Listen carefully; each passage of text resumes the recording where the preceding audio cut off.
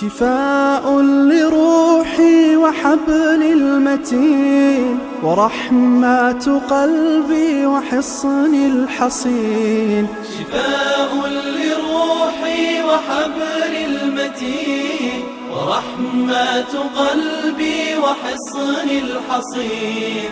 وأمن حياتي وخير الدليل إذا تهت يوما مع الحائرين. فقرآننا هدينا والحبور وبشر يسلي الفؤاد الحزين. وفي الليل عند احتلاك الظلام سيبزغ منه الضياء. أعوذ بالله من الشيطان الرجيم. بسم الله الرحمن الرحيم. الحمد لله والصلاة والسلام على رسول الله وعلى آله وصحبه ومن والاه. أما بعد. Qarindoshlar, biz bugun o'qiyotgan darsimizninki, ya'ni Sura Baqaraninki 86-oyatiga keldik. İlgirki oyatlarda ahli kitobning, ya'ni Banu İsrailninki o'tkazgan shuncha xatoliklari, shuncha ig'ir ma'siyatlarga, gunohlarga tushib ketishning asosiy sababini 86-oyatda Alloh bayon qilib shunda deydi: Astag'firullah. Ulaikallazina ishtarawul hayatad dunya bil akhirah fala yukhaffafu anhumul azab va la hum yunsarun. Ya'ni bularning bu qadar cho'paylashib ketishi, bu qadar masalalarda xatolikka tushib ketishining sababi bular deydi. Ulaikallazina ishtarawul hayatad dunya bil akhirah. Hayot dunyoni oxiratga tegishib aytganlar. Ya'ni tanlashda dunyoni tanlagan insonlar bu. Masalalarga dunyo ko'zi bilan qaragan insonlar bu. Ikki tanlash yo'li kelgan vaqtda dunyoni tanlagan bular. İkisini tang yapmansa mesele yok. Lekin bular oyatning ifodasida oxiratni bir bitib dunyoni tanlagan kishilar. Chunki oyat savdo satiqda qo'llanadigan bir jumla ifodasini qo'llangan. Arabchada men pukuni narsini manchi pulga oldim deydigan bir jumlalar bo'ladi, savdo satiqda qo'llanadigan. Buningda pul so'zini ifodalaydigan pul birligining oldiga bani qo'shib ishlatiladi.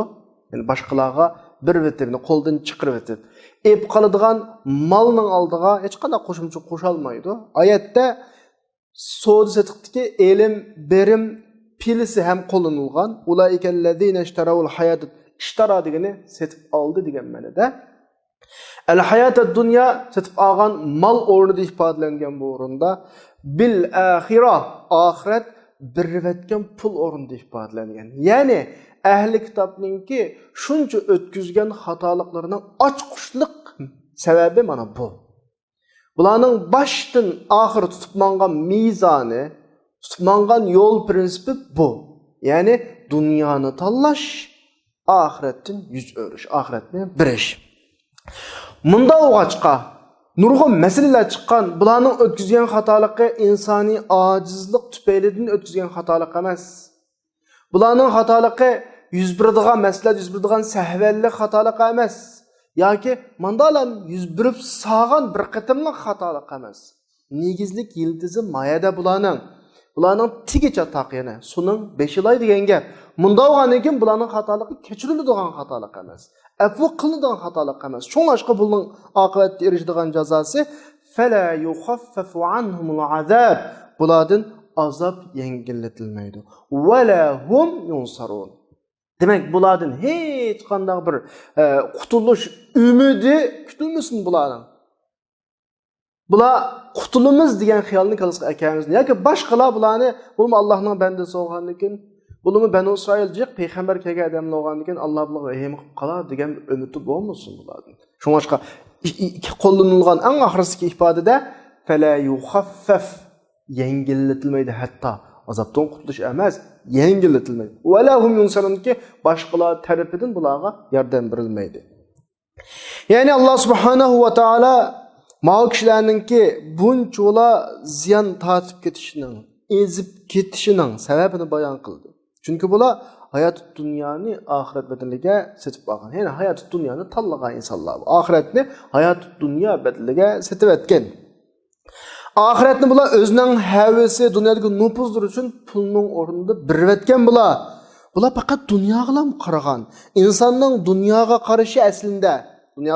Ve dünyanın ahiretki seliştirişi insanı kıvatkan her şeyde ahiretten ecrini talep kılıdığın bir haletke geliyordu. Çünkü insan dünyaya obdan karıgını da, üzünün dünyada huzurlanıdığın, dünyanın hevesleri bilen şuğulluğa vaktinin intayın kıskılıkını biliyordu. Tamam, balagat yesun 15-16 yaş, 20 yaştan tatip, bir 50 yaşlağıcı vakit, yani 30 yıl vakit, bunun en yaşaydığı mezgili. Nemiş kılsa kılalaydıgan mezgili. Ama ondan ilgiri ve keyinço birisi balalık devri oldu. O hemmeylenge ayan. Yani birisi kıyırılık devri oldu. Etrafımızda nurgun kıyırlığa dünyanın azizligidek nemesi var? Muşnoqtlar obdan karakanda. Annekin insan dünyada köygen huzur halavetinin ki ətigi qanmaydıqallıqı, ətinin özgücü bir muhiti buluduğallıqı, Әтісі қандай күн көрсе, үлгірі көген, яки халавет, яки қапылық olsun, bunu təsir olmaydıqallıqını bilginidi. Mesela mən 10 yıl etrafı nahiyeti rahat, paragat yaşadım. Bugün qatlıq bir xapılıq qıqab qalsam bana bugün günde. O yaşıgan 10 yıllık xapılığımdan hiç bana bugünkü ilgiri yaşıgan 10 yıllık halavetimden, rahat paragatımdan bugünkü xapılığımga hiç təsir olmaydı. Xuddi yaşamagandaklar. Dünyanın ahvalı bu. 10 yıl capa dersem, anladım bugün rahat paragat çıksam 10 yıllık capa unutuldu. Dünyanın ahvalı bu. Vakit bak kıska. Haydi huy dep boğaça mana bizmi neçe yaşa kirip kaldık. Bizden çoğlava, bizden keyimizden içip kilovatqallava. 100 yıl ilgirki insanın birisi yok malzemenin üstüde hazır. Bugün günde zemin üstüde ömelep meňiwatgan her bir can ilgisidin hiç kim 100 yıldan ki birisi mi kalmaydı? Meyil dünyadan nurgun imperiya, saltanatını yaratkan, nurgun baylıqını yaratkan dünyadaki katı insanlar olsun. Ya ki en tön tabıqlı insan olsun 100 yıldan ki hiç kim kalmaydı. Demek bunun buluşu inik bir mesele. Sen dinge işen ya ki işenme. Allah'ın barlığına işenme ama 100 yıldan ki üzerinin mucizemin üstünde kap kalmaydıqallığına 100% işinilse. Çünkü zeminin üstünde 100 yıldan ki insanlar yok bugün günde. Hem kitva tutu birbirler. Bu noktaya karagan insan dünyanı oylamaydı. Dünya onunla takip ediyor onunla. Yani dünya hiç nem bu paradı onun nazarında. Çünkü bir kıskıgına ötkünçü bir vakitte hiç kim ötkünçü vakit için hiç nem kılmaydı. Çünkü dünyada senin ömrün intayın çeklik. Dünyanın ömrü milyon yıl, 2 milyon yıl, 3 milyon yıl bu yarışar anda onda deme. Çünkü dünyanın sana nispeten ömrü dünyada kapqagan müddetin. Ha dünyanın bütün vaktini hesaplamasan. Yarışarı manca milyon yıl optu insanlar zemin o sastıkını üzerine salmasan. Senin muşu zeminde ne çilessen sana nispeten dünyanın ömrü o. Dünyadan çık kettin mi? Dünya sana nispeten tügeydi. Dünyadan çık ketiş ölüm bilen bilimiz. Ölümden bir inak sebebi yok. Hem öyle bilimiz bunu. Gerçi birisi qatnaş hadisi bilen, yeni birisi bir neslen bir çoğ noktadan etqan vaqtida hiç kim ölüm haqqida bir düşünce bilemeglik. Hazırlık kadar. Ölümden sebebi mavu, manda iş yok qalğanlyk tüpelin üludu dep aşu sebeplerini hal qilib, meselelerini hal qilib ölmeydigan halatga hiç kim kep bakmadı hazır kadar. Hiç kim kılanmadı bunu. Bu iniq mesele. Şunlaşqa İslam dünyanın nişan qılmaydı bilisizler. Çünkü bizim dünyadaki ömrümüz ihtimallık. Muştaf sözlavatımı hemen oturapsızlar şu an aldığımda ama bir saatin ki menbaım yok mu? Yarım saatin ki menbaım yok mu? Eti menbaım yok mu? Hiç kim bunu cezim kılamaydı. O tak Allah'ım şu hem şu. Mesela etrafımızda anısından kuskudulam ölüp gitdiğallah var. Bir saat yoki bir necha saat yaşaydiganlar var. Ahirgacha qiyragan vaqtgacha yaşaydiganlar var. Demek hayat kesin manchilik yaşayman degilindigan bir hayat emas bu. İhtimallık. Yaşamaslıqın ihtimallık bir hayat. Onda olgandan sen ahiret gözlenişin kerak. Çünkü ahirette daimlik nimet buludu. Ölümsiz bir hayat var. Allah'ın kudretideki bir huzur var. Dünyadaki huzurlandıgan, ko'radigan halovatlarimizning hammasi insonning imkoniyatidagi bir huzur halovat. Baxt. Ama ahiretdeki olsa Allah'ның kudretideki huzur halovat baxt. Bunu seliştiriş mümkün emas-da. İnsanның qanchalik imkoniyati var, Allah'ның qanchalik qudrati var. Lekin biz yuqorqi darslarda so'zlab o'tgan ahli kitobning va shularga o'xshash yo'l tutgan insonlarning ziyon tortishi, bularning bu qadar darajada tushib ketishi, chunki bular oxiratni dunyo betligiga setib etdi bular. Oxiratni tashlab dunyoni tanladi bular. Shunlashqa Allah subhanahu va taolo bularning jazosi haqida nima deydi? Fala yukhaffafu anhumul azab va lahum yunsarun. Bir odam sahvallik tufaylidan xatolatsa, insoniy ojizligi sababli xatolatsa yoki bir xatolik yuz berib xatolashgan bo'lsa, buni kechirishga bo'ladi. Ammo tegidillam xatolashgan insonlar, masalaning prinsip nuqtasida xatolashgan insonlar, yo'l tanlashda xatolashgan insonlardan fala yukhaffafu anhumul azab, azab ularni yengillashtirilmaydi, ularga hech kim yordam bermaydi. Yani bular ahiretdeki azap yengillashtiriladi deb emin olmaslik kerak. Yoki ularning darajasi, azapning darajasi azlaydi, yoki muddati qisqaraydi, ya azap bir kun kelib bir kun kelmaydi demaslik kerak, o'ylamaslik kerak menda. Oyatning oxiridagi Allah subhanahu va taolaning va lahum yunsarun degan so'zi, yunsarun yordam berilmaydi degan so'zdagi yordam degan ikki xil ma'noda keladi. Birisi mag'lub bo'lmaysiz degan gap, yana birisi san yordam beradigan bir kuch bor degan gap. Demak, sening mag'lub bo'lmasliging mumkin, asla mumkin emas. Chunki qarshingdagi yaratuvchi zot bu bir. Ikkinchisi, sana yordam beradigan Allohga qarshi, ya'ni Allohning hukmiga qarshi chiqib yordam beradigan hech kim bo'lmaydi. Allah subhanahu va taolo o'zining ishida g'olib. Hech kim Elg'u sen iken üzgünün mu payda menfaatiga ega olanmaydi. Lekin payda menfaatining egasi Allah her xalqi uchun. Allah subhanahu va taolo xalqini xohlagan bo'yicha yaratishga qodir. Allah subhanahu va taolo hatto o'zining payg'ambari bo'lgan, suyumli payg'ambari bo'lgan Muhammad alayhisolamga deydi-ki, "Qul deginki, men o'zimning payda menfaatiga ega emasman. Allah xohlagandan boshqa." Rasulullohga da'vatgan gap. Biz emas. Bütün maxluqlarning ichidan tanlagan, bütün xalqining ichidan tanlagan, Sayyidul Mursalin bo'lgan payg'ambar alayhisolamga xitob qilib, sen o'zingning hech foyda manfaatiga ega emassan. Buni de insonlarga sen. İnson Allah uningga bergan imkoniyatni boshqa hech nimaga ega emas da'vatidi.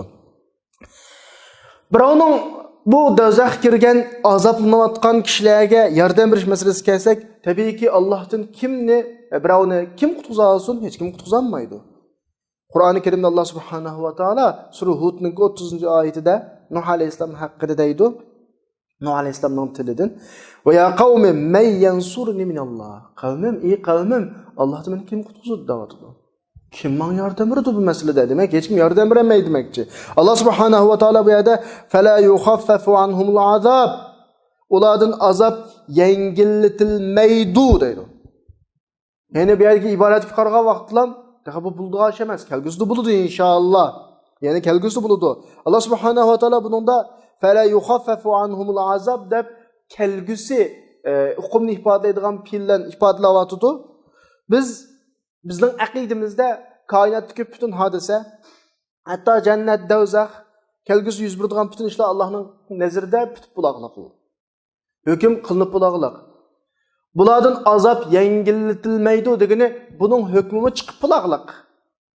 Faqat bizga nisbatan yuz berishi kelgusida. Masalan, Qur'oni Karimdagi boshqa ifodalarga qarasaqmi, sura Nahlning 1-oyatida ata amrulloh, Allohning buyrug'i chiqib bo'ldi, kep bo'ldi, aldirmanglar sizlar deydi. Bu Allohning nazarida hamma ish bitib bo'ladi, ammo bizga nisbatan kelgusida. Yani ata amrullah'daki ata degan pil o'tgan zamonni ifodalaydigan pil. Va la tastajiluhu kelgusi zamonni ifodalaydigan pil. Qandaqdir bu ish bo'ldi, bunigini aldirmanglar degani bizga nisbatan kelgusi yo'q, ammo Allohga nisbatan ish bitib bo'laqliq yana Allohning nazarida. Yani bu yerdagi fala yukhaffafu anhumul azab degani masala shu peti kesilib bo'ldi. Bularning azobi bekitilib bo'ldi, yengillatilmasiga bekitilib bo'ldi. Hech kim Allohning buyruqlaridan chiqib bo'lgan buyruqqa qarshi tura olmaydi. Azap cheksiz keladi ularga. Yengiltilmaydi. Buni yengillatishga hech kimning imkoniyati yo'q, hech kimning ig'dorchiligi yo'q deb mushuni ifodalayotdi Alloh oyatda. Ya'ni biz takror shaklda Banu Isroilninki o'tkazgan xatoliklari, tushib kelgan xatoliklari haqida so'zlayotimiz. O'tirsida munosabatlik mazmunlarni qistirib o'tyotdi Alloh, mu'minlarga munosabatlik taraflarini, undan ilgarigilarga munosabatlik taraflarini qistirib o'tyotdi. Undan boshqa hozirgidek mushlarning takror xatolikka tushib kirishning sabablarini qistirib mengayotdi, ammo yana bularning masalasi uzluksiz davom qilyotdi. Ya'ni biz tafsirimizningki, darsimizningki 5 tillam degan masala nereden başlandı? İnsanın yaratılışından başlandı. İnsanın yaratılışının asli hedef dünyadaki mezgilini ötküzüş, dünyadaki vazifesini ada kılış, dünyaya düşürülüşten ilgili cennette Allah Adem Aleyhisselam'a hazırlayan şu cennette ma'lum mezgillik bir sınak devrini 5'ini ötkazdi. Hatalışını özgüzülen köyde Adem Aleyhisselam xatolikdan qanday tövbe qilishni o'zgizlan ko'rdi, shaytonning uni qanday azurganligini, iblisning o'ziga qanday dushman ekanligini ko'rdi, dunyodagi vazifasini ado qilishdimi shu xil holatda, ya'ni dushman holatida azdurg'uchi bu uningga qarshi immonat kuchi hozirlash, favqulodda azib ketsa Allohga nisbatan tavba aytish, istig'for aytish, mush masalalarning hammani amaliy tajribasini jannatda o'tkazgandan keyin dunyoga tushirildi. Dunyo shu bo'yicha mang'udi. Allohning prinsipi keladi, elchilari keladi, insonlar doimo mushu yo'llarni tutib mang'udi. Uning insoniylik shaxsiyati dunyo havasiga g'olib kelib yo'ldan chiqsa, payg'ambarlar uni tuzdi, kitob uni tuzdi. Bu bizning yo'limiz. Ama bu yolga mush şekilde muamele qilmay, yeni bir yolni, aksi yolni tutgan vaqtimizdagi ahvolimiz bu bo'ldi. Dunyoda ikkili xilning o'rni ko'p.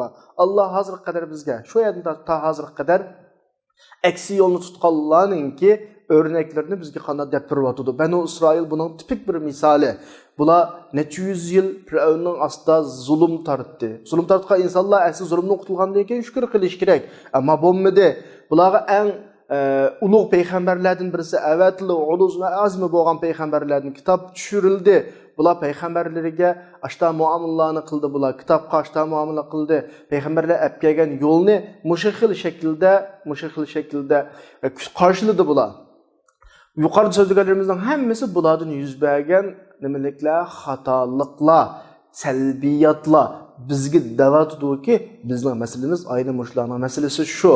Biz agar bizning hozirgi yo'limizni, payg'ambarningki ta'limotlarini, o ta'limotlarning izohlang'uchisi bo'lgan Qur'oni Karimni biz mushlardek qarshilasak, mushlardek muomala qilsak, bizning erishadiganimizmi hozir Alloh askartganidek mushlardek bo'ladi. Bu bizga nisbatan bir askartma bo'lyapti. Yani bular haqida gap uzluksiz davom qilyapti. 87 oyatda Alloh subhanahu va taolo bular haqida uzluksiz bularning ayıpları, bularning tushib ketgan xatoliklarini so'zlab, "Va laqad atayna Musal kitaba va qaffaynahu min ba'dihi bir-rusul va atayna Isa ibn Maryam al-bayinat va ayyadnahu bi ruhil qudus. Afakullama ja'akum rasulun bima la tahwa anfusukum istakbartum fa fariqan kazzabtum va fariqan taqtulun." Banu Isroilga bergan ilgir tilg'inilgan nurg'un ne'matlar qatori deb bugun nurg'un ne'matlarni so'zlayotdi. Ya'ni biz Musa alayhisolamga kitobni berdik. Undan keyin nurg'un payg'ambarlarni ergashtirib akeldik. Buning hammasi Banu Isroilga nisbatan bir ne'mat asli. Banu Isroil o'zining naqadar Allohning ko'ngil bilishiga erishganligini bilish kerak. O'zining nacharligi bilan turib, nachar bo'lmagan bo'lsa Alloh bularga bundan ko'p payg'ambar avatmaydi. Bu payg'ambarlarning ichidagi eng yorqini, Banu Isroilga nisbatan eng ta'sir qiladiganini va atayna Isa ibn Maryam al-bayinat. Biz Isa ibn Maryamning o'g'li Isoga bayinat paketlarni, kitoblarni berdik. Ruhul Qudus bo'lgan Jibril bilan buni kuchlantirdik. Demak, bularga kelgan tunji payg'ambar Musa alayhisalom eng ulug' payg'ambar bo'lsa, eng oxirgi payg'ambar Isa alayhisalom eng ulug' payg'ambarlarning qatoridan. Buning o'tirida nurg'un payg'ambarlar o'taglik hamdi. Ammo bular qanday qildi? Shunchalar ne'matga, shunchalar ko'ngil bilishlarga qanday javob qaytardi? Afakullama ja'akum rasulun bima la tahwa anfusukum. Qachoniki har qanday bir payg'ambar ko'nglinglarning xohishiga qarshi bir narsa akelsa, payg'ambar akagan gap sizlarning ishinglarga yaramasa, ya'ni ishinglarga yaramasa, manfaatingizga uyg'un kelmasa, istakbartum. Sizlar uning ustiga o'zinglarni qo'ydinglar. Voy, u bizga mushu dedinglar sizlar. Biz kim to'q dedinglar sizlar. Fafariqan kazzabtum. Bir bilik payg'ambarlarni inkor qilib yo'q qildinglar, bir bilik payg'ambarlarni o'ldirdinglar sizlar deydi Alloh subhanahu va taolo. Bularga berilgan ne'matlar bilan buni o'tkazgan ichinishliq jinoyatlarni betilg'ilib o'tdi. Yani Allah subhanahu wa ta'ala Yahudlar payg'ambari Musa alayhissalomga qarata qilgan ishlarini ilgirki darslarda bizga bayon qilib bo'lgandan keyin endi bizga Banu Isroilninki Musa alayhissalomdan keyin qilgan aytganlarini bizga bayon qilib bermoqchi bo'lyapti. Bizga bularning ulardan kelgan payg'ambarlar tutgan pozitsiyasini bayon qilib bermoqchi. Banu Isroilga nurg'un payg'ambarlar kelgan. Chunki bularninki bu din yo'liga qilgan qarshiliklar intayin ko'pdi. Payg'ambarlarning ko'p kelganligi bularga Allohning ko'ngil bo'lganligi, rahmat qilganligi, ammo bularning yaxshilik emas. Bularning yaxshilik emas. Chunki bola do'to'g'an sira buningga akab beradigan oila o'qituvchisi ko'p bo'ladi. Bola aqlli bo'lib qolsa, zira ko'p qolsa, maktab darsini yaxshi o'rgansa, unda ko'p o'qituvchi kelishning hojati yo'q. Endi shuncha ko'p payg'ambarlarning ichidan oyat karima bizga Isa alayhissalatu vassalamni tilga oldi. Nima uchun? Bu yerda diqqatni tortadigan bir nuqta bor. Ya'ni islomdan ilgirki cho'ng ikki din Yahudiyat va Xristiyaniyat, ya'ni Nasroniyat, Yahudiy dini va Xristian dini. Ana biz Isa alayhissalom kelishdan ilgari Musa alayhissalom bilan Isa alayhissalomning vazifasini o'tirdi, nurg'un payg'ambarlarning borligini bilishimiz kerak. Va nurg'un payg'ambarlar Musa alayhissalom dunyodan ketdi.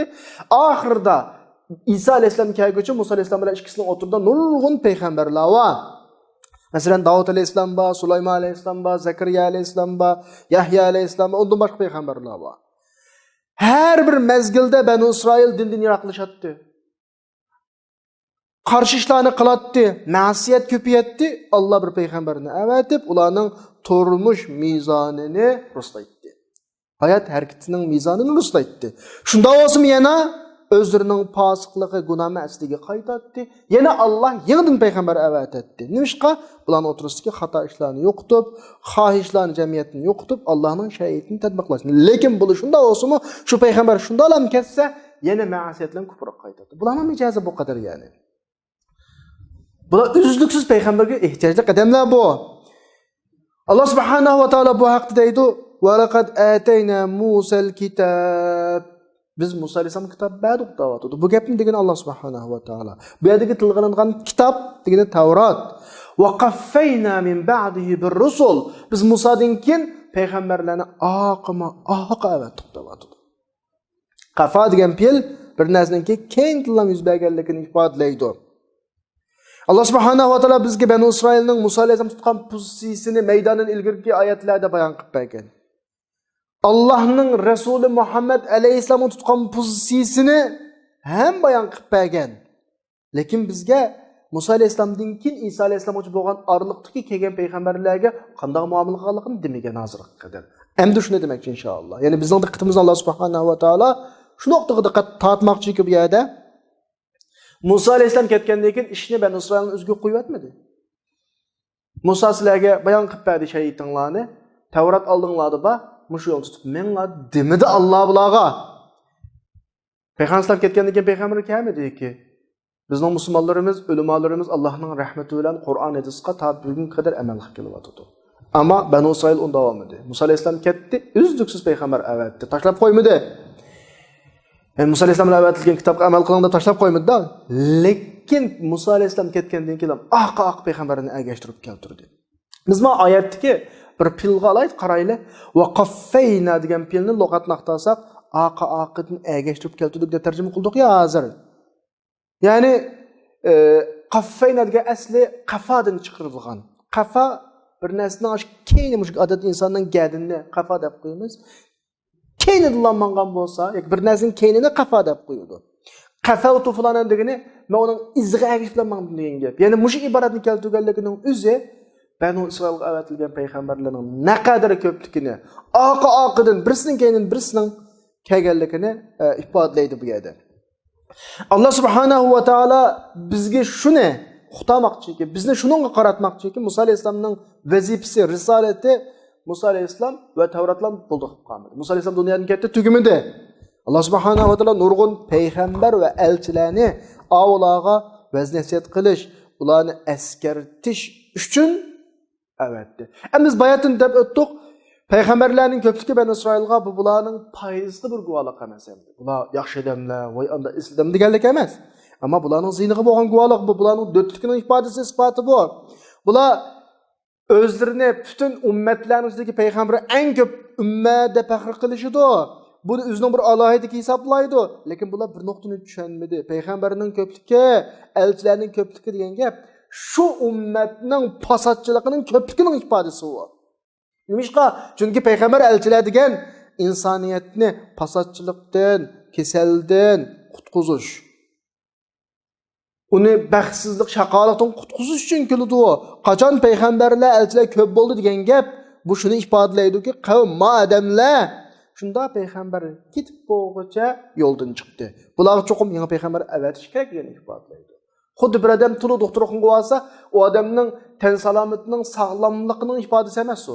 Bir odam mashinasini to'lar, remont xonga olsa, bu mashinaning isl mashina ekanligining ifodasi emas, nachar mashina ekanligining ifodasi u. U payg'ambarning ko'p kelganligi odamlardan nachar ishning ko'pligining ifodasi u.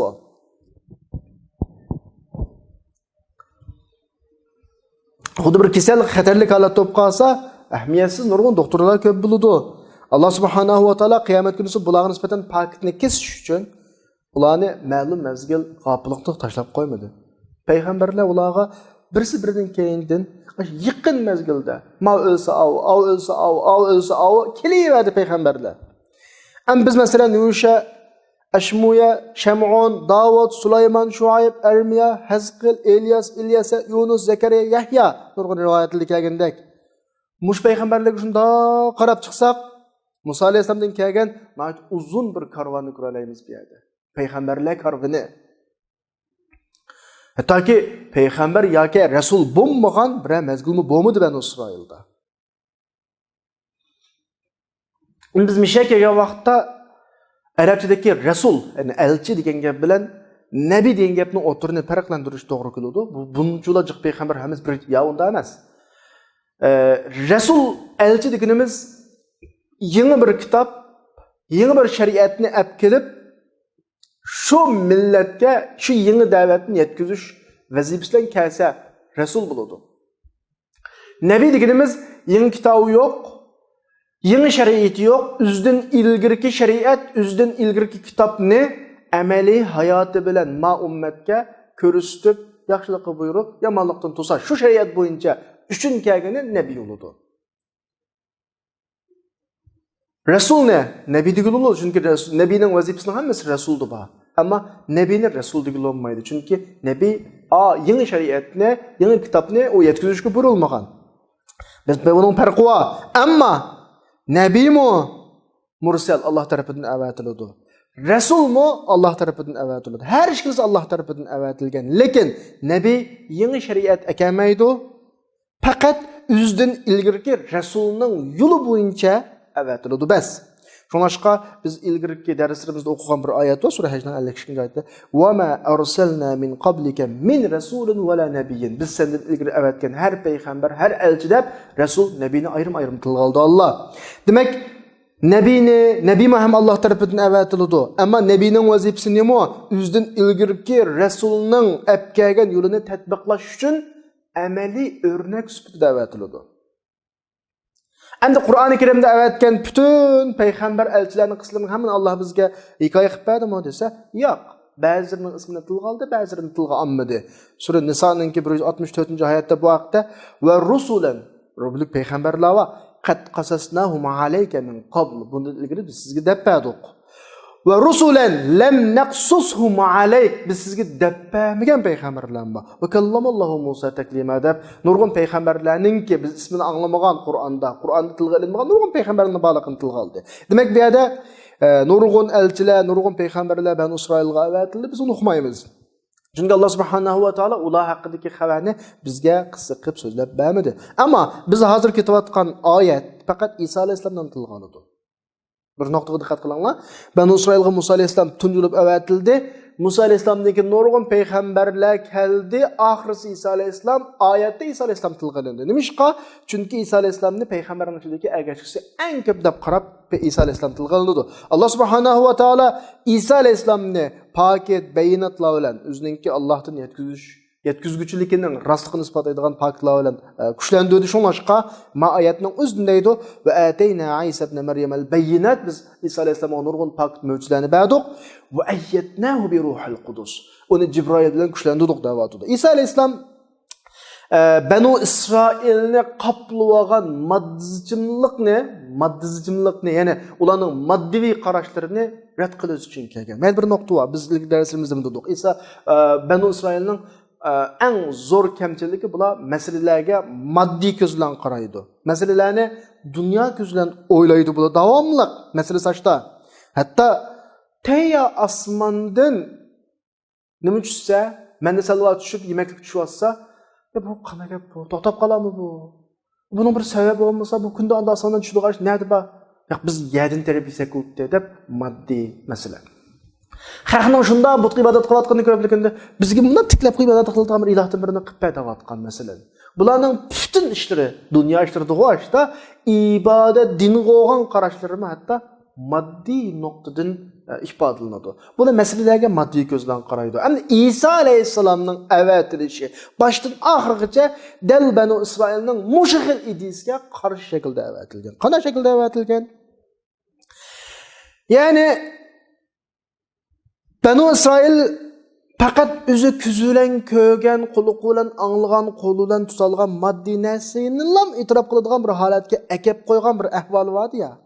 Ularning aqllari, ularning qalblari g'ayb nuqtasini taqilib ketgan. Masalaga faqat shu reallik, amaliyat, ko'zilan ko'rgan moddiy tarafdan muomala qiladigan manda bir taraf bo'lib qolgan bo'g'achqa.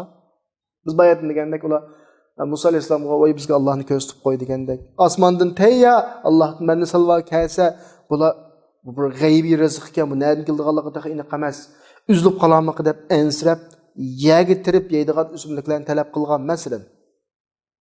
Munda bo'lgandan keyin bularning ahvoli bu qadar bo'lgandan keyin hamma bilan bilamiz, bir millat qaysi nuqtadan buzilsa, shu nuqtaga qarshi payg'ambar keladi. Buning ahvoli bu qadar bo'lgandan keyin çokum hayatı, yolu, bütünlüğü gaybi olan peygamberden birisi kelişecek bulağa. Mesela İsa aleyhisselam'ın doğuluşu gaybi. İndadısı yok. Ölümü gaybi, kanda ölgenlik iniqamı doluğa. Asmanlı kütürülüşü gaybi. Ekegen möcüzlerinin hemmisi gaybi işla. Kesellerini sakaytiş, sılaplap ak keselini. Dua kılıplam Allah'ın izniyle ölüklerini tirgüzüş mesela. Bu kadar bu xil şekilde İsa aleyhisselam'ın avatilishinin sebebi Mavlani maddizchimlikning bularni egallab ketishidan ruhoniy suzuklikka qana qilish ko'tirish uchun.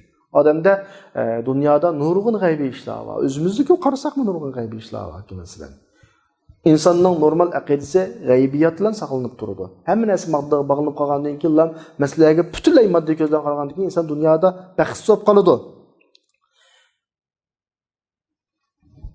Yani İsa Aleyhisselam'ın tuncu işi maddi küpüyüş yurdun başkasından gelişi. Normalde insan bir an ölen bir dadıdan geliyordu. İsa Aleyhisselam dünya ağılan bu şekilde gelmedi. Yani normalde bir bir ayal sperma yolu arkalık insanlar oturursa buludu bu küpüyüş. Allah subhanahu ve teala Banu İsrail'nin zihninden maddi sebepleninki hükümranlık kılıştın yulup elivatmakçı oldu bir yerde. Hem maddi qaraydigan ideyani evatmakçı. Ve özününki sebepinin hükümdar ekanligini bularga bildirmekçi. Çünkü Allah sebepni yaratgan zat. To'g'ri, dünya her narsa sebepke bağlangan. Allah her narsani sebepke bağlagan. Ama şu sebep bilan birga sebepning ustida Allohning varligini unutib qolmasligimiz ham bizningki aqidaviy tutgan yolumuz bu. Allah kaçan bol dese buludu. Yani kainat dünyada buluvatkan, günüvatkan maddi ahvallardan nazarına sakıtkan şekilde bolsulan buludu bu işler. Mesela yaratış meselesi Allah subhanahu wa ta'ala akılga Allah subhanahu wa ta'ala'nın meşiyetini halişin düşünüşünü irade kıldı. Osmu sebep bir aktif rol oynadığan bir rol. Kur'an-ı Kerim'de bu hakkında ne dedi? Lillahi mulku semavati vel ard. Asman zeminin idarıcılığı Allah'ın. Yahluqu ma yasha, yahabu limen yasha inatha ve yahabu limen yasha zekura. Xalaqanni yaratıdı. Xalaq Allah uğalını birdi, xalaq Allah kızını birdi. Ev yuzavvicuhum zukrana ve inasa. Ve yec'alu men yasha aqima. Xalaq adamni tug'mas qiladi. Ya demekçi ki mesele sebepke bağlandı. Ama sebepinin üstüdü mü bir gücü var ki olsun mu sebebinin yaratıcısı olan Allah'ın gücü ki xalaqan şekilde bunu yürütüdü. Digene bizge demekçi Allah. Yani xuddi Allah subhanahu ve taala bir yerde müşayette uğal kızlıkni tug'ishning sebebi bitdi. Lekin Allah'ın mutlak kudreti aş sebepinin üstünde mi hem hükümranlık kılıdı ki Allah halisa aş er ayal turup tuğudu. Allah halisa er ayal turup tuğmaydı. Er ayal kilip toy kılıdı tuğmaydı. Bir yerde sebepinin özü aciz geldi mi bana tuğuştun. İlla ki musebbip olan Allah'ın iradesinden başka. Doktorlar mı ayal çare kılanmaydı mesela. Amal yok. Ma er kişi sak sağlam. Ma ayal kişi sap sağlam. Bir yerge geldi tuğmadı. Normalde tuğuttu. Bek bir yerde tuğmadı. Demek mədəki sebep dünya kanununda işlemedi. Allah şunu bizge bildirip koymakçı. Allah bu ayette deydi ki وَاَتَيْنَا عِيسَى بْنَ مَرْيَمَ الْبَيِّنَةِ وَاِيَّتْنَهُ بِرُوحَ الْقُدُسِ İsa aleyhisselam'a, İsa ibn Meryem'e biz paketlerini verdik, Ruhul Kudüs'ten güçlendirdik deydi. Demiş ki Ruhul Kudüs bilen güçlendirdik dese. Deydi bir yerde demiş ki başka peygamber elçiler Ruhul Kudüs bilen Cibrail'den güçlendirilmegen mi dese biz bunun cevaben deyimiz ki İsa aleyhisselam'ni Ruhul Kudüs'ten güçlendirişi yani tılgı ap kılışı bir yerde. Çünkü Ruh İsa aleyhisselam'ın her işini takılgan Cibrail aleyhisselam yani. Toğuluşundan tatip, möcüzesinden tatip, ölümünden tatip hem işte sebepten algılan şekilde oturuğa çıkarlık bu. Normal toğulgan insanlar mı Allah'ın kudretinden toğuludu ama karmakka sebep er ayal toğuludu. Normal doktorunun bir keselin sakaytışı Allah'ın kudretinden sakaytıdı. Ama karmakka okul silip operasyon yapıp sakaytkanday. Normal bir adamın ölüşü Allah'ın kudretinden ölüdü. Lekin karmakka bir sebep bilen ölüdü. Ama İsa aleyhisselam'ın toğuluşu mağında emez.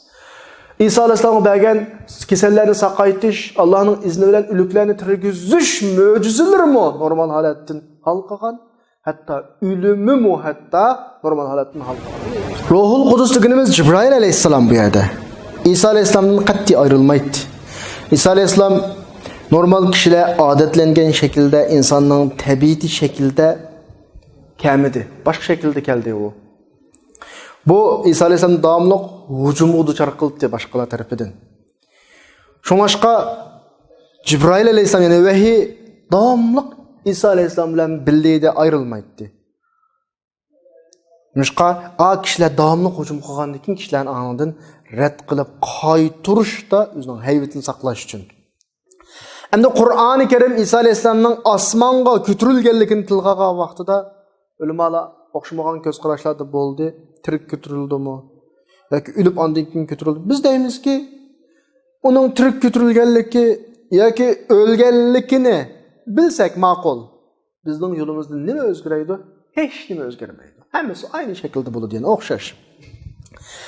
Yani biz adeti normalde insanın asmanga kütürülüşünü hayran kalarlık iş bu qanday bu degan vaqtimizda ve bu müddetçe asmanda qap qalsa, andan keyin ölse desek, İsa aleyhisselam her halda vafatdan, ölümden saqlanıp qalgan bir insan emas normalde. O insan buluş bilen çokum ölüdü. Başka insanlar ölgendek. Lekin meselesi ölümü tabii oldu mu? Yapmış mesele. Nimiş gajaplanymyz onunğa? Nimiş gajaplansa mesela onun ölümü tabii olmasa, o anıdan dadısız yaratılgan. Çünkü toğuluşu normal emas onunki. Hem de o asmanga tirik peti götürülüp kin ziminga düşse, nima ajaplanarlik var buningda? Acaba bizning Peygamber aleyhisselam asmanga tirik peti götürülmedi mi? Andan keyin ziminga tirik peti düşmedi mi? Peygamber'e yüz berdi bu ahval. Resulullah asmanga çıkıp düşüdigan şey. Demek bu prensip okşaş prensip. Resulullah'ın asmanga çıkıp düşkenligi bilen İsa aleyhisselam'ın asmanga çıkıp ketkenligi ve bir mezgilden keyin düşüdü dep qaraganligimiz aynı mesele o. Nima deb Isa alayhisolamning osmonga chiqib, oxirgi zamonda tushishini yiroq hisoblaysan, sen tushmaydi deysizlar uni. Faqat bu yerda bir farq bor. Payg'ambar alayhisolam bilan Isa alayhisolamning o'tirida Rasululloh osmonda uzun turmadi, chiqdi, tushdi. Isa alayhisolam bir mezgil turib qoldi. Shunchalik yana ixtilof bir mezgillik davr. Qandaqdir bu yerda bir mezgilda, bir vaqtda farq bo'lganlik prinsipni buzmaydi bu yerda. İbn Musayyib'dan kelgan bir rivoyatda İbn Musayyib Abu Hurayra radhiyallohu anhu'ningki bundaq deganligini rivoyat qiladi. Payg'ambar alayhisolam deydi: "Alloh bilan qasamki, oz qoldi. Aranglardi İbn Maryam degani yana shu İsa alayhisolam demakchi. İsa alayhisolam adil hakim peti tushdi. Kirisni chaqidi, cho'shqini o'ltirdi, jizzini amaldan qoldirdi. U vaqtda mol-mulk ko'payib hech kim qabul qilmaydigan bir holat keldi deb Payg'ambarning Sahihul Buxoriyda bu hadisda keldi bu. Alloh subhanahu va taolo Isa alayhisolamni Banu Isroilga bir misol qildi uni. Banu Isroilga nisbatan Söz Zuhrabning 59-oyatida in huwa illa abdun an'amna alayhi va ja'alnahu masalan li bani Isroil. O İsa degan faqat biz in'om qilgan, ne'mat ato qilgan bir banda o. Uni biz Banu Isroilga masal qildik, ulgu qildik deyapti yani. Banu Isroilning shu vaqtdagi o'tkazgan egri xatoligi cho'ng ma'naviy jihatdagi ozg'unlikqa nisbatan keltirilgan bir mo'jiza sifatidagi payg'ambar. Endi bugungi oyatimizdagi va atayna Isa ibn Maryam al-bayinat ki bayinat mo'jizasini ko'rsatdi. Masalan, qarg'u, oq kasal deganlarni saqaytish, ölüklerini Allah'ın izni bilen tirildirüş, ondan başka möcüzler var İsa Aleyhisselam'ınki. Bunun hemmesi İsa Aleyhisselam'ın risaletinin rastlığı roşan işlerini pakit oluduğu işlerine katardı. Ama biz bu möcüzlerden oynayıp baksak, bu möcüzelerin içinde bazı bir vasıta Allah'ın kudretine nispet verildi. Mesela ölükten tirgüzüş, damlak şu ölükten tirgüzdü diyen yaptın ki lan biiznillah Allah'ın izniyle diyen söz birle kilodu. Bazı peygamber buluş bilen üzünün möcüzüne nispet verildi. Bilimiz İsa Aleyhisselam peygamber buluş bilen Allah onu kainat, dünyanın kanuniyetiği zıt bir möcüzelerle kollaydı onu güçlendirdi. Her kadar peygamberin ahvalı bu. Ama peygamberlerge bayqaş karakterlik birilgen möcüzeyle Allah'tan bir vasıta hareketim tamamlandığı möcüzün oturdu fark var. Fark var aşkısından oturdu. Kur'an-ı Kerim'de Allah Subhanahu ve Teala Al-İmran'ın 49. ayetinde ve rasulen ila bani İsrail'e enni kad ci'tukum bi ayetin min rabbikum enni akhluqu lekum min at-tini ka hay'ati at-tayr fa anfukhu fihi feyekunu tayran bi iznillah ve ubri'ul ekmeha vel ebrasa ve uhyil mevta bi iznillah ve unabbi'ukum bima ta'kuluna ve ma tadakhiruna fi buyutikum inne fi zalika la ayatan lekum in kuntum mu'minin. Ayette bir bölük işlerini davat ediyor yani. Ben Rabbinlardan bir pakitlini ep geldim. Kuşka okşaş şekillerini püylep Allah'ın izni bilen kuşuludu. Allah'ın izni bilen denge bir gep var. Kargo, ah kesellerini sakaytime Allah'ın izni bilen, ülüklerini tirgizme Allah'ın izni var bulup ahırısta sili yavatkan, üyünladı saklavatkan zapas açlıklarınlarını mesela bunu mesela gidip biraleyme. Bu özünün keşfisi, özgü birilgen bir möcüze. Demek ki eşkisinin farkı var. Yani ayet-i kerimede biz İsa Aleyhisselatü Vesselam'ınki kişilere yavatkan, öldürüp saklavatkan neslerini haber kılışı Allah'tan boğan bir keşfi. İsa Aleyhisselam'ın nispeten bir eçilgan, ilham şekildeki. Ama ölükten türgüzüş her katim Allah'ın izni. Üzü kılanmaydı onu. Fakat dua kılıdı Allah'ın türgüzüdü. Bu keşfemez. Ya ki İsa Aleyhisselam verilgen has möcüzeme emez bu. Üzgü mensup bir möcüze emez. Her kandak bir peygamber Ruhul Kudüs Cibrail bilen güçlendirildi. Lekin Allah İsa Aleyhisselam'ını Cibrail Aleyhisselam'dan daima güçlendirgen. Damlık bille. Yani bu del bugünkü ayetteki ve eyyetnahu bi ruhul Kudüs degen ayetinin manası şu. Yani buradaki eyyetna degeni kolluduk, güçlendirdik degen buludu. Asli yıldızı kuvvetini, güç degen manada çıkarılgan manası biz her işlerinde Cibrail bilen güçlendirdik degen manada. Hem de ruh degen söz bir ruhul Kudüs'teki ruh degen söz bir qancha ikki xil ma'noda keladi. Birincisi odamning badandagi jon. Badanning shunday kirsa hayot harakat paydo bo'ladi, odamda jon. Bu bir. Yana birisi qimmat qarash ruhi albatta. Uningda bir go'zal ruh bor ekan deymiz ya, manda ruh. U bir odamda nachar ruhlab qolsa, u odam nachar ishlarni qiladi. Bir go'zal ruh, tirishchan ruh bor ekan uning. Ruhliq bor ekan deb qo'yamiz, maqildagi ruh. Shun Qur'oni Karimda Alloh ruh deb ataganim deydi. Va kazalika awhayna ilayka ruhan min amrina deb. Qur'oni Karim bizga shunda kelsa, Qur'on bir ruhki, o Qur'on bizga singishsa, bizning ish harakatlarimiz boshqacha bo'ladi. Xuddi ruhlanib qolgandek-ku. Ruh. Bu ruhning yana bir ma'nosi. Ya'ni Qur'onga amal qilmagan odam uning hayot harakati qimmatsiz bo'ladi. Chunki Qur'on qimmat qarash ruhi. Demak, mushu Qur'onga munosabatli bo'lgan har qanday bir ish ruh, ya'ni ruhli ish bo'ladi. Endi Qudus degan so'z, Ruhul Qudusdagi Qudus degan so'z ba'zi Quds deb qopni pesh, dalni sakini qo'yib Quds deb o'qiymiz arabchada. Ba'zi Qudus deb har ikkilisini pesh o'qiymiz.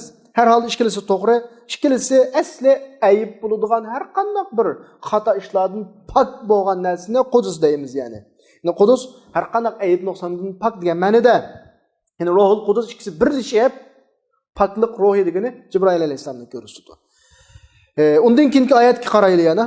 Oyatning oxirisida Yahudilarga, ahli kitobga Musa alayhisolamning kitobini berdik, Isa alayhisolamni berdik deb bo'lib, mushtajiq payg'ambarlarni berdik. Ma birisi birinchi payg'ambar, birisi oxirgi payg'ambar. Buni o'tirdi nurg'un payg'ambarlar bor. Deb bo'lib, Banu Isroilning payg'ambarga tutgan maydon pozitsiyasini tanqid qilib nima deyotdi? Afakullama ja'akum rasulun bima la tahwa anfusukum istakbartum. Sizlar hadaysizlar bu yo'lda zangning haqli ekanligini da'vo qilasizlar. Qachoniki bir payg'ambar sizning manfaatingizga to'g'ri kelmaydigan, xohishingizga to'g'ri kelmaydigan ishni akalsa, rad qilasizlar uni. O'zingizni cho'ng o'rinda qo'ysizlar, mutakabbirlik qilasizlar sizlar. Afakullama degani bu yerda atfa ham so'roq ishkini ifodalaydi. Ya'ni majumilni ilgir jumlaga bog'lash, ya'ni birisi so'roq ifodasi. Ya'ni sizlar mashta bo'ldinglarmi? İnkar kafir oldinglarmi? Sizlar mashta qildinglarmi mana degandek bir xil avolaga bir tanqidiy savol. Ya'ni qachon bir payg'ambar sizlarning xohishinglarga uyg'un kelmasa, buni mutakabbirlik qildinglar. Buni inkor qilamsa degandekchi. Yahudlar odatda normalda o'zini Allohni qo'yib qo'yib, o'zi qonun chiqaradigan insonlar, o'zining dinini o'zi o'zgartirib, dinini o'zining degan bo'yicha bo'lish kerak bularning nazarida. Hatto payg'ambarlarga mo dinni o'gitib qo'yg'usi bor. Aramizdan bor-ku, diniy olimlarimizga dinni o'gitib qo'yg'usi bor kishilar. Payg'ambar shunda bularning xohishiga qarshi qilsa, darhol inkor qilib o'ltiradigan mijoz va bularningki. Bima la tahwa anfusukum degani sizlarning nafsinglar tatmaydigan ishlarni atkaz degan bo'ladi. Ya'ni bu yerda havo deb bir so'z bor. Nezvar o'qiymiz. Havi deb bir so'z bor. Havo degani ya'ni pastga tushib ketgan degan ma'noda. Asl lug'at ma'nosi havi degani bir narsani yaxshi ko'rgan, ishtaha qilgan degan ma'noda. Bu yerda har ikkilisi mos keladi bu yerga asli ma so'zning yiltizida. Ya'ni havodan chiqqan bo'lsa, bu tushib ketish degan ma'noda. Agar havidan chiqqan bo'lsa, bu so'z yaxshi ko'rish degan ma'noda. Ya'ni bu yerda nima desa, sizlar o'zinglarni past qiladigan bir orzu xiyollarni qilasizlar. O'zinglarni past qiladigan havoyi havaslarni tutisizlar. Mushuningga payg'ambar akagan yo'l uyg'un kelmas degan bo'ladi. Shunga Alloh subhanahu va taolo odatda qonun chiqargan, shariat yo'l qo'ygan vaqtda ta'alu deganning lug'at ma'nosini surish qilsa, to'n o'rindan yuqoriga chiqmaydi degan bo'ladi. Chunki bir odam odat jamiyatim deymiz ya, jamiyatning qonun tartibiga amal qilmagan odam axloqsiz deymiz ya, dinning qonun tartibiga amal qilmagan odamning darajasi nachar bo'ladi dinda. Amal qilgan odam yuqori bo'ladi. Shunga bu ishlatiladigan so'zlardimi farq bor bu yerda. Demak, ma yo'l bizni tushib ketishdan, yiqilishdan saqlab qolish uchun kelgan yo'l. Payg'ambar alayhisalom bizga bu hukmni berdi. Dinning qanday qilib bizning tushib ketishdan, jahannamga yiqilib ketishdan, jahannamga tushib ketishdan saqlaydiganligini tasvirlab bir hadisda innama masali va masala ummati yoki misli va misli ummati mening va mening ummatimning misoli o't yaqqan bir odamga o'xshaydi. Hasharatlar, kepinaklar o'tga o'zini otidi. Men sizlarning bilinglardan tutib olaman. Ama sizler qattiq qiziqsa kiriginglar shu otqa. Ahvolmuş şu. Dinning ahvolimuş şu. Yani bir Resulullah men sizni tutma ibaratda ana ahizum bi hujazikum deydi. Hujaz degani adamning ishtonning kemer bağlaydigan o'rinni hujaz deb qo'ydi. Ya'ni demakchiki men sizlarning bilinglarni tutib olaman, ching tutib olaman sizlarni, ammo sizlar o'zinglarni etib turibsizlar shu o'tqa deyapti Rasululloh. Tasvirlayapti bizning din tutgan pozitsiyamizni. Yani xuddi biz o'tqa özümüz kiriyotgandek, biz arzu qilgandek havasimizga erishimiz orqali Rasululloh bizni Allohning manhaj orqali qutqizib olishga urinayotgandek bir xil tasvir. Ammo bir qism nafslar va o'zining shu ilmini arzu qiladigan, halok qiladigan, arzu qiladigan nafslarni ham bor. Alloh subhanahu va taolo oyatning oxirisida degan gap: "Vastakbartum" mesela istakbar takabburlik qildi deb tercüme qilamiz normal tercümede. Tekabburlik qilishga nima desa, loyiq qolmagan holatda o'zini yuqori o'ringa qo'yish degan gap. Shuning natijasi sizlar fa fariqan kazzabtum va fariqan taqtulun. Yani istakbartum ma'nosi o'zingizlarga loyiq qolmagan bir cho'nglikni o'zingizlar berdinglar. O'zingizlarni cho'ng deb da'vo qildinglar, holbuki siz cho'ng emas. Shariatni sizlar sana tang deb da'vo qilding, yani uning yani shariat sana tangmi masalan, sen uning manhajiga yo'g'onlik qilgudek yani shariatni yo'l qo'yuvchi bo'lgan Alloh sen bilan tang, u degan xoliq senga maxluq. Dindin o'zingni yuqori qo'yding degan gap, xalqni yuqori qo'yding degan gap. Tabiiyki unda olmaydi, ya'ni sen shariat yo'l qo'yuvchi bo'lgan Alloh sen bilan teng emas. Fa fariqan kazzabtum, inkor qildinglar. Mendeki kizbi yolg'on gap degan reallikka uyg'un kelmaydigan gap. Ya'ni payg'ambarlarni inkor qildi degan gap, payg'ambarlarni reallikka uyg'un kelmaydigan gap qildi. Sizning gaping to'g'ri emas, amaliyat emas deb mana inkor qildinglar. Çünkü o peygamberler ekegen neyse ağulanın köngni, nefsi iştaha kılıvatkan, hahişi, arzu kılıvatkan nezlerine karşı kiletti. Şunu yüzü. Ve fariqan taqtulun. Yani bir bölük peygamberlerini sizler öldürdünler. İnkar kılış bir nayet eğir bir meselemdi. Peygamberlerin inkar kılış bir eğir mesele. Ama öldürüş onundan mı içinişlik bir meselemdi bir yerde. Yani sen bir adamın üzerinin rakibeden öldürüş araklı kutulduğunu kökününde. Yani şunu bilişin gerek ki Mao özünün rəqibini aldığı acizlik edib çönsən buldu. Delil cəhətdə. Delil cəhətdə başqının yenilgədən qatıq, kural vasısı işletmeydi. Yahudilərin peyğəmbərlərini öldürgənliyi özünün delil cəhətdə peyğəmbərlərin aldığı acizlik qalğanlığının ifadəsi. Yani bunda özünün rəqibini öldürgən adamın gücü, hayatı o rəqibinin mövcud turuşqa bulanmaydı. Bu yüzden öldürdü. Yani bir adam erliki mükemmel olsa, raus ekşi olsa, rakibi bolsun mu tesir götürmeydi onunki. Lekin rakibinin aldığı aciz, şunu aşkı öldürdüğün gap. Yani fariqan taqtulun degini, bir bölük peygamber öldürdüğün degini, tarihte Ben İsrail'in öldürülgen peygamberleri var. Yahya aleyhisselam, Zekeriya aleyhisselam bunun misali. Onun başka bir erxil qısılar var, Salomi'de bir usulçı ninki qısıları var. Bu qissa belki doğrudur yoki xatodir. Bu bir güzel bir usulchining qissasi. Yahya alayhisalomni ozdirmoqchi bo'ldi. Ozdirishga bo'ysunishni rad qildi Yahya alayhisalom. Shuning bilan bu usulchi, bu güzel usulchi Yahya alayhisalomning beshini o'ziga to'ylaq bekitdi. Ba'zi rivoyatlar deyishicha. Shuning bilan amaliyotda avvalo kelib o'ltirib beshini kumushdan bo'lgan liganga tavoqqa silib apalgan bir qıssalar var. Herhalde bu qıssalar to'g'ri olsun, xato olsun, ama Yahya aleyhisselamning o'ldirilganligi rost. Bu ameliyat. Demek Ben İsrail'ning o'tkazgan jinoyati oddiy emas. Her kunlik derslerimizde Ben İsrail'ning qilmish etmishlari yuriyotdi. Allah bizni ummati Muhammadiya bo'lish sifatimiz bilan Ben İsrail tushib qolgan xatoliklarni saqlasin. Ben İsrail o'tkazgan jinoyatlarni o'tkazishni saqlasin. وآخر دعوانا أن الحمد لله رب العالمين.